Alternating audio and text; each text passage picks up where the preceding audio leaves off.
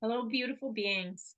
We have a lot we're going to talk about today because it's all about you feeling good about yourself, feeling good about life, and just feeling good in your body. You're not going to believe this, but when we talk about feel good hormones, we really relate them to our brain. So we try to think about what we're thinking and doing and how it makes a difference in the feel good hormones that we release and that we are experiencing. And all of that is true, but we're actually missing a piece of the puzzle that is before all of this. In other words, there's a part of our body that plays the biggest role in all of this, that then sends the messages to our brain. And if we aren't focusing on what part of the body is doing for us, we actually can't help ourselves produce those feel good hormones that we're looking to have more of. Wouldn't we all like more of them? Of course we would.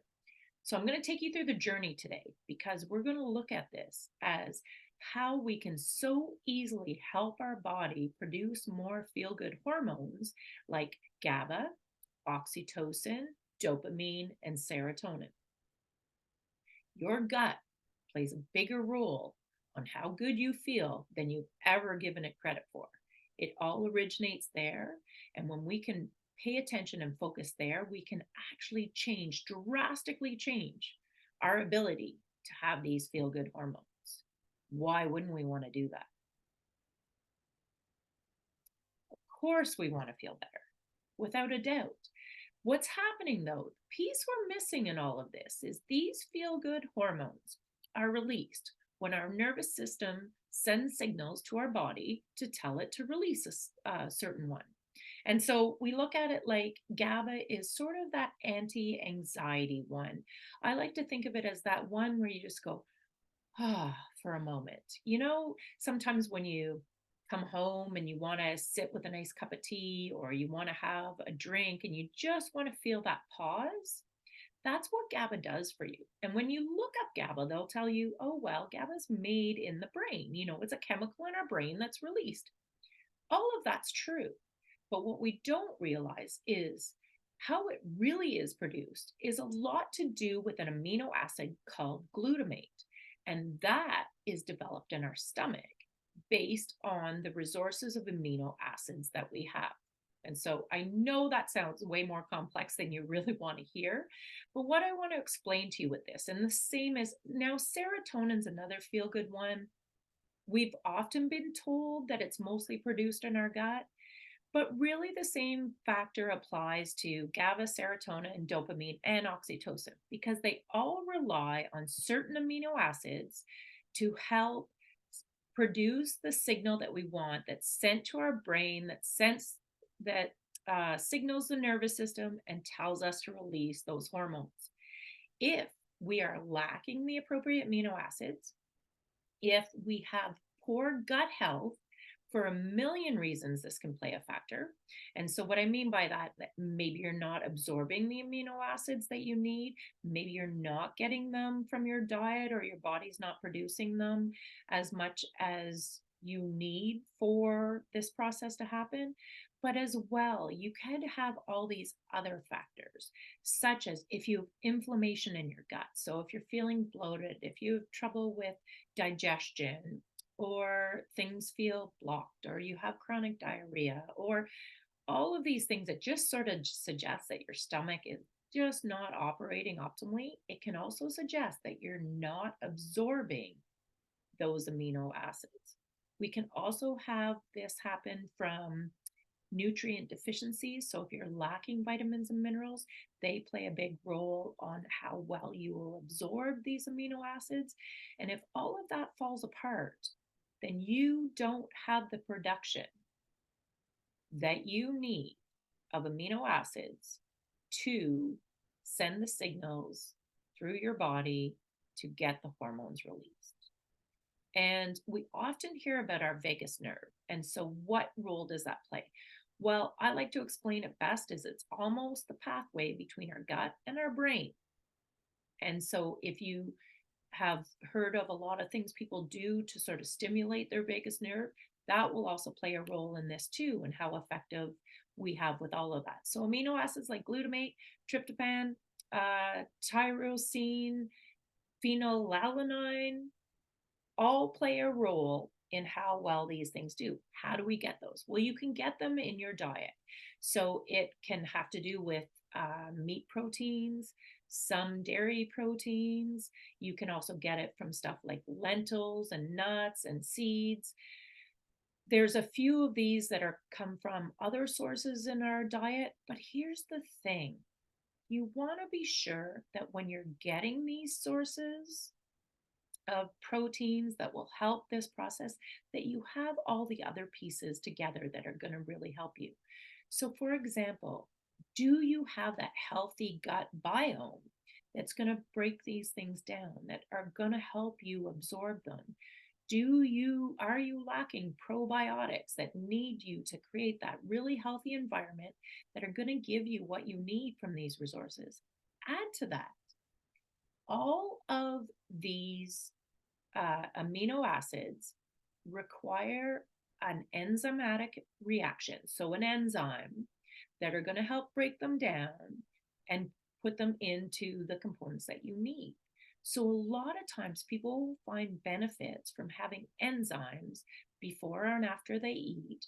And when you notice that benefit, when you notice that having an enzyme before your meal or one right after your meal helps you feel a better sense of satisfaction from the meal, so suggesting that it's helping you break it down, then there's a good chance you need more enzyme action going on here to help you break these amino acids down to get the benefit from them. And so you want to consider all of your gut health. You want to consider everything that's playing a role here. Are you getting all the vitamins and minerals that you need all the time? And do you have that inflammatory condition? There's a lot we can do for inflammation. We've talked about it. Probably the biggest and easiest thing you can do is allow for greater gaps between meals, as well as decreasing your eating time so that you have longer in the evening before bed and longer in the morning upon waking. The other factor that can be playing a very big role in all of this is stress. And we know that stress is often handled in our gut, right? That's where a lot of our fear response takes on activity. And that's where a lot of our processes can be halted because we're under stress conditions. This also applies to things like stimulants, like coffees, and even teas or caffeine, because they can add a stress component to our system.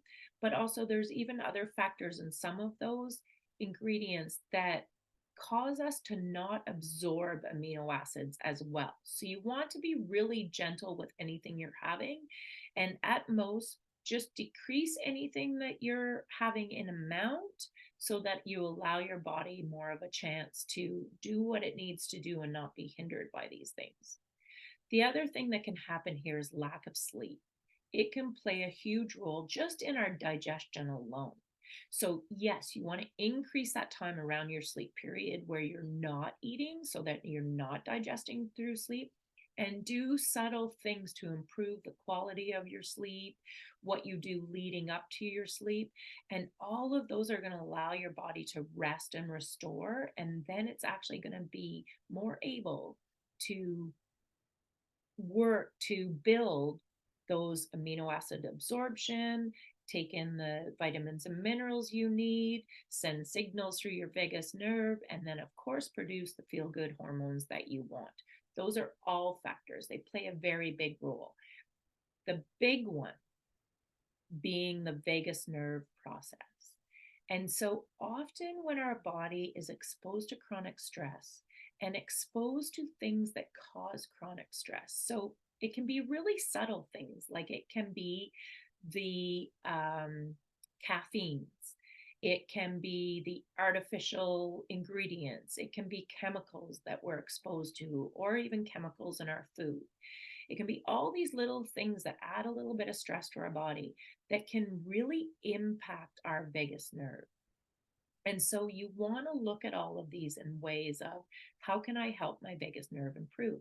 And this is where all of those typical things come into play, like decreased stress, obviously, yoga, meditation, mindfulness, all of those play a role. But you can also look into acupressure, self massage, things that just send a relaxing signal to our body. And then you're going to see all of these other processes start to improve. You want to think of feel good hormones as a cycle. It's a process that you go through. So, what I mean by that is if you want to send more feel good hormones, you want to do the things that feel good to you, that then helps your body absorb more vitamins and minerals, absorb the amino acids, and then send the right signals that will help produce more feel good hormones that then enters this cycle that will help you feel good so that you can do the cycle even better the next time. That is how this works. You want to feel it, feed it feel good so that your body can produce all the processes that help it produce more feel good. It sounds simplistic, but it really is that basic. And how that environment is that is in your gut, how healthy it is, what you're feeding it, all play into the foundation. They're the foundation, the basic building blocks. They're the physical component of all of this that tells you that you can send the right signals to produce more. And I like to think of it this way. Think of it even as a heart to gut to brain connection. And what I mean by that is what fuels your heart? What makes you feel loved? What do you enjoy? So people will even find that sometimes, going for a walk, petting their favorite animal, watching a comedy movie, doing gentle yoga, maybe running is your thing, whatever it is that kind of fuels your heart, is then going to put your gut in a better environment that allows it to do what you need it to do. That is then only going to produce more of the chemicals that you're looking to feel good with. And so, a few of the other things that we want to do here is really recognizing that every aspect of that gut health is important here. So, you want to look that you're having a lot of raw plant material. Now, if that sometimes upsets your stomach, that could be even a better clue. But you may want to look to my chopped salad recipe so that you can get things like the apple cider vinegars in it to help, and the healthy fats to help break it down so that your body won't react to it as much. But those fibrous plants are really what are going to help you with that gut health. You may want to look to general enzymes that help break all of it down for a little while until your gut health improves. You definitely want to look to probiotics because those are going to factor in on the whole environment and how effective it is. So you may want to consider that you could be on medications that are causing problems here. You could be under stressful periods that are causing problems here. And you just may have other minor health issues like inflammation or nutrient deficiencies that are playing a role in this. So, getting some good probiotics in your food, as well as potentially taking a supplement temporarily, are going to help you with this. And then the other cheat that I have for you, especially if you want to really feel the difference, is there actually is GABA in a supplement. And this is helpful for anybody that sometimes feels like the anxiety just hits them out of nowhere, or that you just can't decompress when you want to. It's very mild. You actually don't even realize that it has helped until you all of a sudden go, oh, that little vibration, agitation, that nervousness that I had has subsided. It's not, it doesn't make you feel tired or fatigued. It just has that wonderful feeling in your brain that just brings you down. We all deserve that. And we want to feel that. And generally, I'm finding that a lot of people are eating the right things to get that, but we're not absorbing them in the way that helps fuel us. And so we need to look at our gut health to make sure that's happening. You also want to make sure that the proteins you're getting are really their original sources. So if you're someone who takes a protein supplement, you may actually be pulling away from the protein sources that are going to help you get these amino acids in a better form. Because sometimes when we're doing it all from supplementation, from supplements like this, where you're actually taking it in a prepared form, your body can be off balance, meaning that if you're taking a certain supplement, that then it shows a deficiency in another one. When we get it from our diet, our body figures that out itself. So it's best to try and get it from our diet first and then determine where the lacks may really be and look to supplements at that point. And that's going to help you with all of this. So sometimes taking the supplements that you think you might need, especially in amino acids, maybe throwing things off balance a little bit. So I suggest trying to get it from those dietary fibers, those plant materials, and even the really good sources of protein like nuts and seeds and lentils that are going to help you build that all on its own.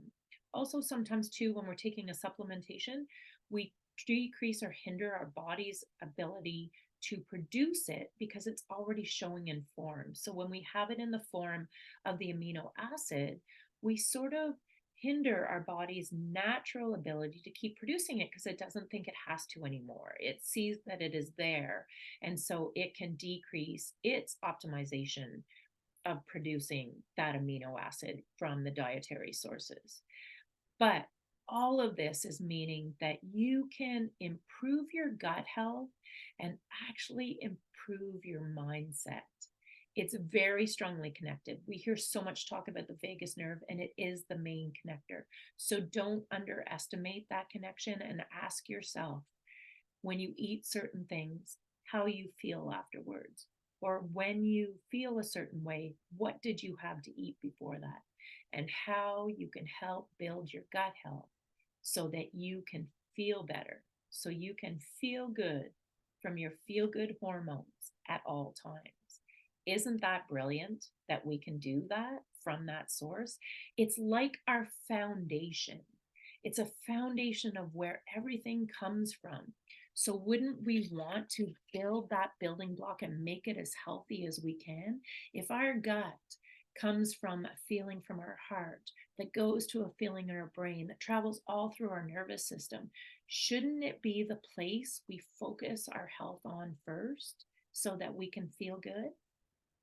It can only help everything. And what we put in it is the primary source of whether we're helping it or hindering it, and whether we feel good. So, as always, I want you to remember that you are a beautiful being just as you are. And when you embrace your true beauty and prioritize your wellness and self care, you shine even brighter. And this, my friends, is what illuminates your path to your fullest potential. Take care.